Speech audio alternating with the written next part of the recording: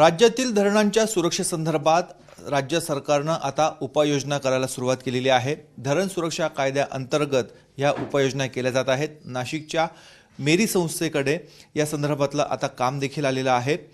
राज्य धरण सुरक्षा संघटनेच्या माध्यमातून राज्यभरातील सुरुवातीला प्रमुख 30 धरणांवर या संदर्भातली उपकरणं बसवली जाणार आहेत आणि धरणांच्या सुरक्षेबाबतची माहिती ही सरकारला वेळोवेळी कळवली जाणार आहे। आपल्याबरोबर अधीक्षक अभियंता निलेश दुसने आहेत। सर, कशा स्वरूपाचा कायदा झालेला आहे आणि या कायद्याची अंमलबजावणी करताना कुठले कुठले उपाययोजना केल्या जात आहेत?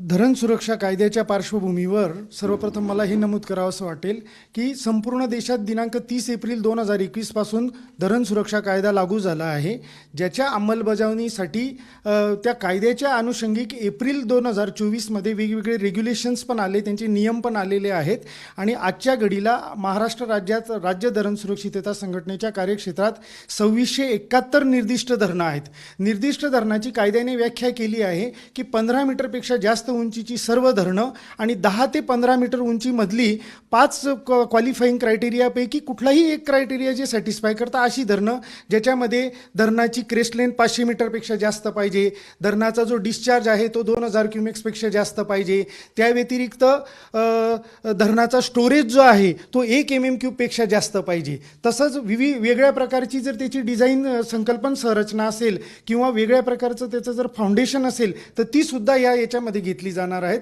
अशा प्रकारची 2671 निर्दिष्ट धरणं असून त्यापैकी 2160 धरणं ही जलसंपदा विभागाच्या मालकीची असून 455 धरणं ही मृदू व जलसंधारण विभागाच्या मालकीची आहे। त्या व्यतिरिक्त MJP, MIDC, महाजेनको, टाटा, लवासा यासारखे खाजगी कंपन्या, सिम्बॉसिस सारखी एज्युकेशन इन्स्टिट्यूट, महानगरपालिका, नगरपालिका अशी एकूण 56 इतर धरणं देखील याच्यामध्ये अंतर्भूत आहे।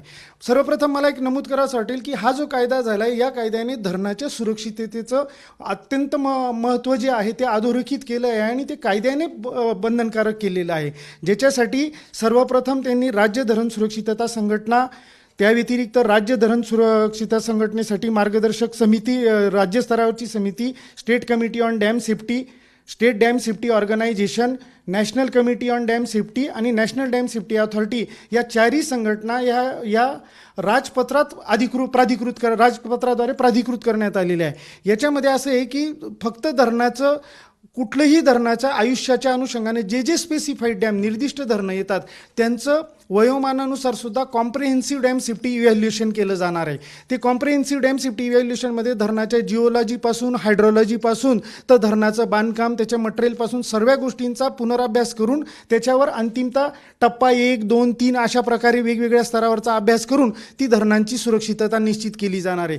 त्या व्यतिरिक्त या धरणांवर उपकरणांनाही या कायद्याद्वारे तेवढंच महत्त्व देण्यात आलेलं असून उपकरणांमध्ये धरण सुरक्षिततेशी अनुषंगिक जी उपकरणं असतात, पिझोमीटर असतात, रिलीपेल असतात, स्ट्रेस स्ट्रेन मीटर असतात, क्रॅक मीटर असतात, त्याचे पेंडुलम्स असतात, या सगळ्यांचा अंतर्भाव, त्यांची रीडिंग आणि त्यांचं ॲनालिसिस वगैरे हे देखील बंधनकारक करण्यात आलेले आहे। धरणाची सुरक्षितता राखण्यासाठी धर्मा नावाचं वेब टूल आहे, ज्याच्यावर प्री मान्सून आणि पोस्ट मान्सून अशा प्रकारची जी धरणाची नियमित इन्स्पेक्शन केली जातात ती वेब टूलद्वारे सादर केली जातात। आम्हाला राज्य धरण सुरक्षितते संघटनेमार्फत सादर करताना विशेष आनंद आहे की जलसंपदा विभागाची पर्जन्योत्तर तपासणी जी आहे ती 100% पूर्ण झाली आहे, जलसंधारणची 100% पूर्ण झाली आहे।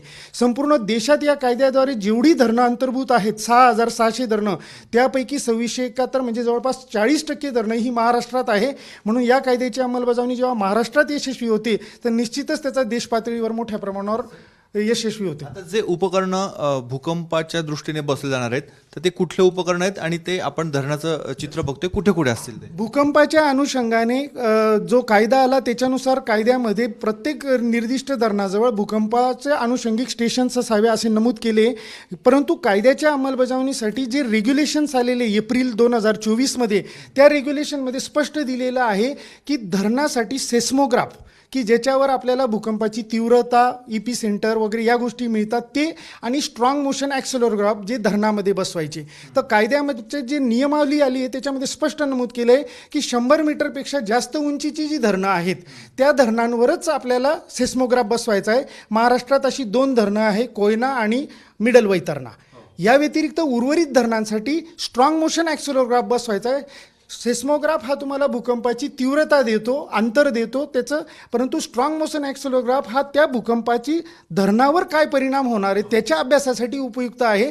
कायद्यातील नियमानुसार हे बंधनकारक आहे, ज्याच्यामध्ये सर्वसाधारणपणे चार ठिकाणी ही स्ट्रॉंग मोशन ॲक्सेलोग्राफ बसवायचं आहे. डॅम टॉपला एक बसवायचं आहे, त्या व्यतिरिक्त दुसरं डॅमच्या गॅलरीत बसवायचं आहे.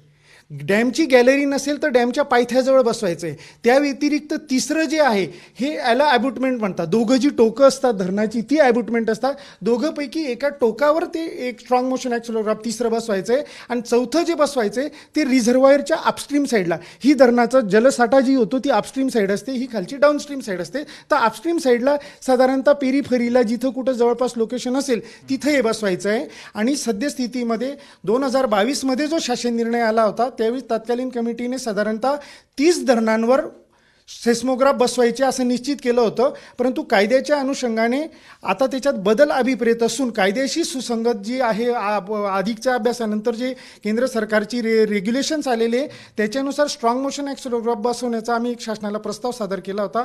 कालच शासनाने त्याच्यावर आम्हाला पुढील डायरेक्टिव्ह दिले असून स्ट्रॉंग मोशन ॲक्सेलोग्राफ बसवण्याचा रोडमॅप तयार करण्यात येत आहे.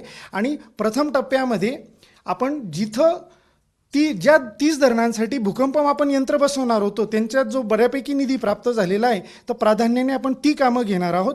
परंतु रोडमॅप तयार करून शासन मान्यता घेऊन आपली धरणं सुरक्षित भूकंपाच्या बाबतीतही सुरक्षित राहावी आणि भूकंपाच्या अनुषंगाने प्राप्त होणारी माहिती ही अभ्यासासाठी भविष्यातल्या संकल्पनासाठी उपयुक्त राहावी यासाठी सर्व उपाययोजना करण्यात येईल. या रोडमॅपमध्ये नेमकं कसला समावेश असेल? या रोडमॅपमध्ये 2 गोष्टी आपल्याला आत्ताच्या घडीला कायद्याच्या नियमानुसार आपल्याला 2 सेस्मोग्राफ बसवायचे आहेत. एक कोयनाचा असणार आहे आणि दुसरा जो आहे तो मिडल वैतरणाचा असणार आहे.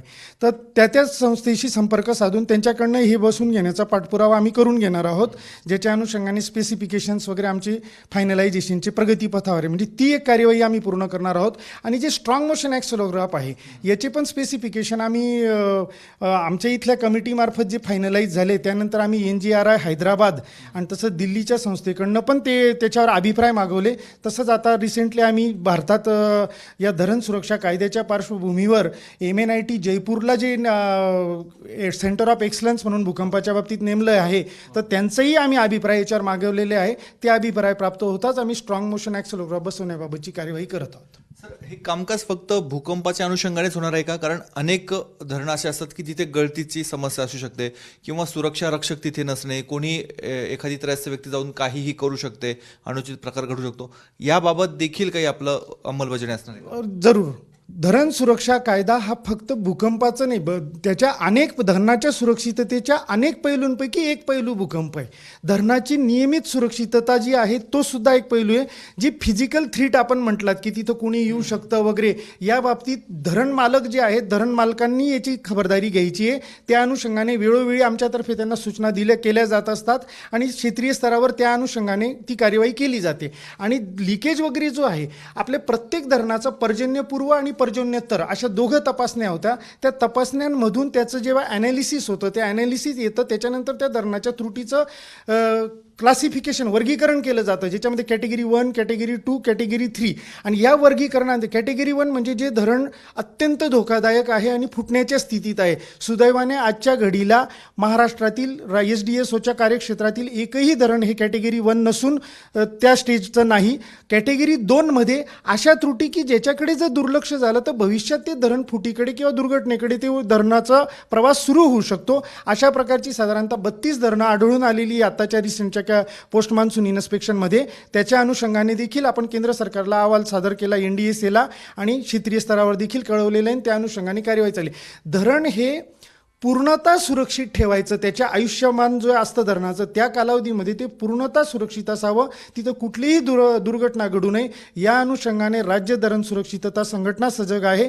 तसंच या संघटनेच्या कार्यक्षेत्रातील सर्व धरण मालक संस्थांना वेळोवेळी जागृत करून आम्ही आमचे कर्तव्य पार पाडत आहोत. आता हे तुम्ही 32 धरणं म्हटले तर त्यासाठी काय उपाययोजना केल्या जात आहे? त्या 32 धरणांमध्ये त्यांच्या ज्या त्रुटी, सर्वप्रथम जे वर्ग 2 धरणं आहेत तर SDSOला माननीय चेअरमन सर आणि माननीय सचिव सर महाराष्ट्र राज्य बलसरे सर यांच्याशी चर्चा करून आम्ही निर्णय घेतला असून सर्व वर्ग 2 धरणांच्या तपासणीसाठी SDSOच्या अधिकाऱ्यांना आदेशित करण्यात आलं असून आधीचं जे पोस्ट मान्सून इन्स्पेक्शन होतं ते क्षेत्रीय अधिकाऱ्यांनी केलेलं होतं. आमची फक्त टेबल स्क्रुटनी होती. आता आमचे लोक फक्त ते वर्ग 2ची जी धरणं आहे त्यांची तपासणी करणार आणि त्याच्या आधारित अहवाल येणार आणि एकत्रित पद्धतीने जर अजून त्याच्यात सिरियसनेस वाटत असेल तर अजून वरिष्ठ स्तरावरचे अधिकारी व्हिजिट करतील आणि योग्य ती उपाययोजना सुचवून आपली धरणं सुरक्षित करण्यात येतील.